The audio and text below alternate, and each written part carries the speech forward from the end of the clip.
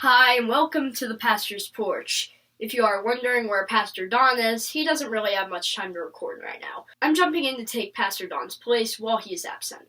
Really quickly, I kind of want to introduce myself because I don't feel like me and Pastor Don have really done it. Hi, my name is James. I'm 11 years old, and I do a lot around this family of channels. I edit the episodes, I release the episodes on Spotify and Apple Podcasts, I run the Pastor's Porch website, Gmail, phone number, and I make all the logos and graphics. And yes, I'm the one who keeps helping Pastor Don launch new channels. Let's jump straight into the episode.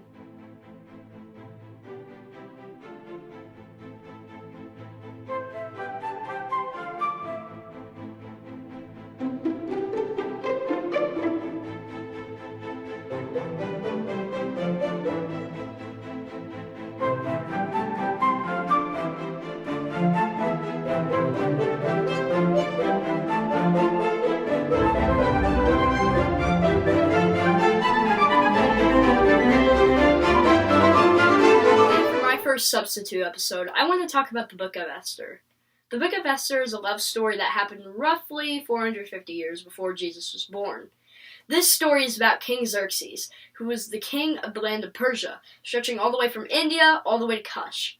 The first chapter of Esther involves King Xerxes having a grand feast that lasted 180 days for all of his nobles and officials, including the military leaders of Persia and Media and the princes.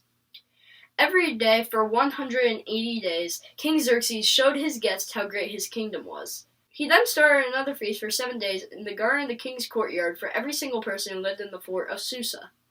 On the 7th day, King Xerxes was in a very happy mood because he had way too much types of bad refreshments and requested King Xerxes' wife, Queen Vashti, to come show off her beauty, but she refused to come out.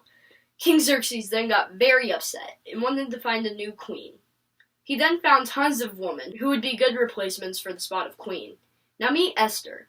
Esther was a beautiful woman who was chosen to replace Queen Vashti. Now, there's a few details I can't put in for many reasons, but go check out the Book of Esther in the Bible for the full story. And if you did take my advice to go read Esther, or just know it, you know they don't talk about God much. So why would this be in the Bible? Well, you can see God's hand in the background of this whole story. Esther helped put a stop to Haman's evil plan to kill the Jews. Also, if you thought like I did when I first read through this, the second feast was 7 days. 7, the number most associated with God. God works silently sometimes. He does it in some of our lives too.